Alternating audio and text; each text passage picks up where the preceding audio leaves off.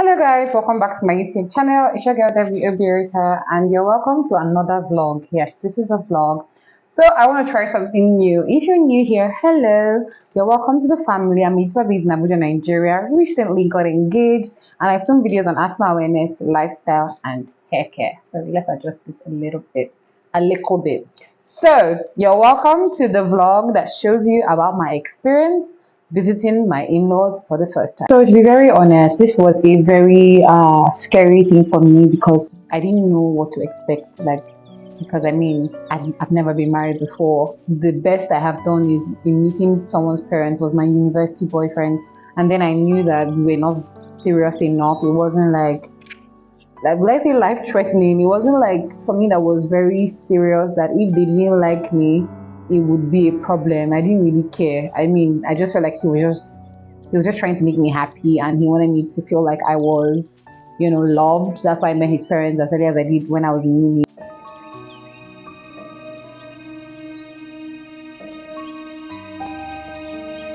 uni. So this was like a first time experience for me and I was scared, to be very honest, because first off, we are not from the same tribe.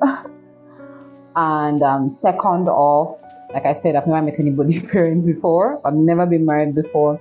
So I was worried about so many things and all that. So while I was packing, I packed and packed and packed things I needed, things I didn't need, because I wasn't sure what was appropriate. When you're going to your mom and dad, it's kind of different because, like, they're your guys. I can wear whatever I want to wear for my mom, and the what she will say is, I don't like what you're wearing. But there's just this, comfort you have in your parents' house versus, going to your friend's parents' house, for example. So that's how I felt. So I overpacked. And I'm naturally an overpacker, but when I'm anxious, I overly pack and pack and pack. Plus, we also had a trip that we were going for after seeing my in-laws, if all went well. So our other trip, like our first vacation, was dependent on if his parents liked me or not. Don't get me wrong, we are spoken on the phone and, we had chatted. But, someone can like you on the phone and then just see you and be like, nah, I don't like her, And they don't use WhatsApp phones. They had never seen my picture. So they didn't even know what I looked like, So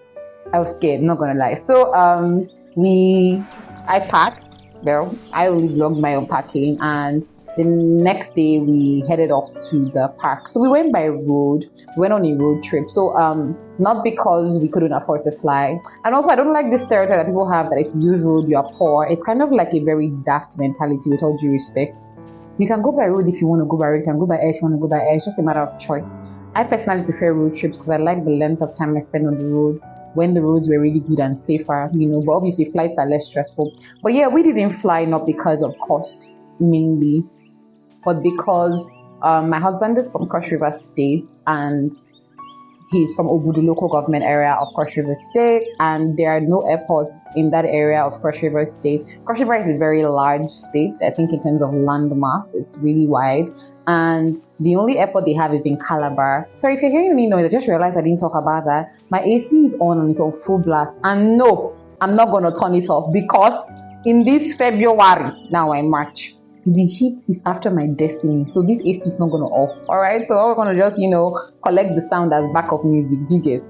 So anyway, so the only airport is in Calabar, which is the capital of Cross River State. And from Calabar, if you want to transit from Calabar to Obudu, it takes about 8 hours, rough.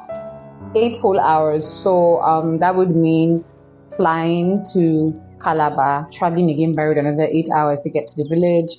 It makes sense because the equivalent time from Abuja to Obudu, local government area of Cross River State, is about the same 8 hours, if not less. So it wasn't practical to spend money flying and then end up using the road. So anyway, that's it. We went on a road trip and I slept all through. I think there are clips showing that now. I was with my baby, so I slept like a baby. Okay, so we kind of arrived at a particular point, and then his sister and her husband picked us up and then drove us to the village. I was very impressed with the road network. I'm not even going to lie. I was expecting the worst because I've been to Calabar, but not the environs of like other parts of Cross River State. And usually the capital is always dope, and then the other parts are like, not so cool. But the main road to the village was really good. It was very green. It was just giving like nature and all that. And my baby was showing me like his secondary school, things that were like, important to him and stuff. And then my heart was just beating, boom, boom, boom. I don't think I was hearing half the things he was saying. I was just like, okay. I'd met the sister, she was cool, but she's not the person that I'm getting approval from. So I wasn't, really interested in her approval, to be honest, at the time. I mean, that could also affect, but I was really worried about his parents. So anyway, we inched closer towards the house. At this point now, we're entering like the road to the house, and then we got to the house, and then there was a lot of greeting and everything. I saw his nieces and nephews. So coincidentally, we went at the time of their New Year festival. So his sister and her family came. So his nieces were around. There was a lot of hugging his aunties and all that. And then I met my beautiful mother-in-law for the first time, and we hugged. She was more obsessed with her son, obviously, but it's okay. I forgive her because now she's more obsessed with me. Okay. So everybody, there was a lot of hugging. I got to meet like his niece, very pretty girl, Delight, and yeah, it was okay. I mean, the mom hadn't given me a verdict, but it was okay. And then his dad wasn't home, so eventually I met my father-in-law, my best guy, and my father-in-law, and yeah, it was really surreal. It was very beautiful, and he was so excited to have me in his family, and he kept saying that he can't wait to see more of me and more of me. So that kind of calmed me down because I was like, this man really likes me, So it was really cool. So after I met up with my parents-in-laws, we showered, we had I honestly don't remember what we ate, but I think we had afang and fufu, because my mother-in-law's afang is out of this earth. And then we went straight to bed because we were tired as heck. So the next day, showered, all dressed up, but I had a few things to do with work, so I did that. And like I said, I didn't know what was appropriate for the village, so I wore mostly jeans and tops my entire stay. So we just, went to the kitchen. We had breakfast in the kitchen with my mother-in-law, because they were coming with like coffee. This coffee I wanted her to try, and she really likes coffee. So just in the kitchen, just catching up. I was helping her while she was trying to cook. And I was also trying to learn the language. So one thing that was also very shocking for me in that visit was that they barely spoke any English in their village. I'm Igbo, yes, but Igbos, we speak a lot of English. Even when we're speaking our language, we're speaking what we call Igbo. So if you want to say, I want to go out, we can say, okay, no, that one I'll say it in full. So let me say, buy something when you're coming back. Go tell something, we'll add one kind of English inside. But they spoke fully Otugwam, and I didn't know anything Otugwam. Okay, well, I had learned how to greet and how to ask, how are you, thank you, basic things, please, thank you, sorry, all of that. So it was very shocking for me that they spoke no English, and they didn't even realize that I wasn't understanding. They would just be speaking and I'll just be looking lost. But I'm thankful for my partner because he was always interpreting for me. And then my mother-in-law noticed that, oh yeah, I don't understand what they're saying. She kind of would switch to English or Pidgin or whatever the case may be. So the first day was really good. I even went around to go and pound fufu. I'll allow you guys to watch that because what was I thinking? Anyway, I tried that. I've done it before, but this one was quite different. This fufu was dense. It's not for the weak.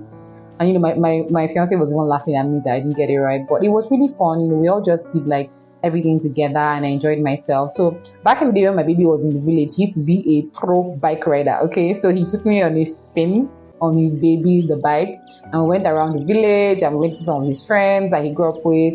And it was a really nice and exciting experience. Like I said, I didn't vlog as much, but a few days after we were in the village, I got my answer that my parents-in-laws really liked me, and it was a solid yes, and they had approved of our relationship, and we were good to, go ahead. So the next day, I think it was Sunday, we went to church.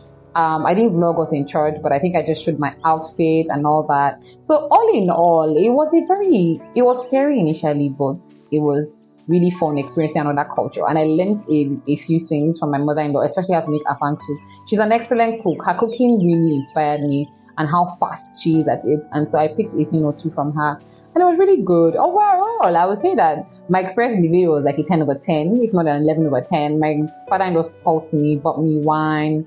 I ate every and anything that I wanted to eat. I was really comfortable, just the language barrier thing that wasn't the same and all that. But it was okay. And also, I've never really been to a village. This is not me trying to sound bad, bougie or something, but I've never been to a village. I'm from the state capital of my state. So my state capital is very civilized. I'm not used to village life. I've never lived in the village. My mom's village is also very civilized. So I don't really know what villages feel like. So it was a different feel, fetching water from the well. I fetched water from the well, but that being the only source of like getting water was different. Just the whole village thing, the New Year festival, everybody just walking through compounds. Like they don't have fences there. People just walk through compounds and they're like, hello, hello, breathe in their language and just pass. It's normal. Like my mother-in-law cooked so much on New Year festival. Someone can just be passing ingredients. They just come and eat food in your house. I was like, what? In my place, our house is fenced the hell off.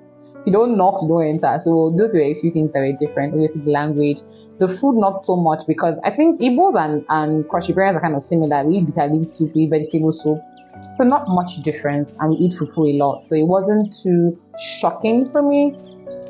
So yeah, I'm trying to remember if there's any other culture shock that I experienced. Let me see. No, not really. Not really. Besides, not being used to the village and all that, everything was okay. It was good. It was pretty good. It was pretty good. And obviously, the scrutiny of being under scrutiny of people you just met for the first time, I didn't know how to behave. I don't even know if I was pretending I was being myself, to be honest. I don't remember. But now that I look back, I'm just glad that it's all over and that I and my in-laws are in the perfect place. Today, I was thinking my mother and I was like, I've not heard her voice in 3 days and I missed her so much and I just called her up. So it's just like, I always pray to have a good mother-in-law, someone that I would love and would love me back. Like last time she was in Abuja, I had such a swell time with her and all that. So yeah, that's basically the summary of my visit to my in-laws. I hope you enjoyed this story time/vlog. Don't forget to like, share, comment, and subscribe. Watch out for part 2, how my partner met my parents and how that went down. And I will see you guys in that video. Bye.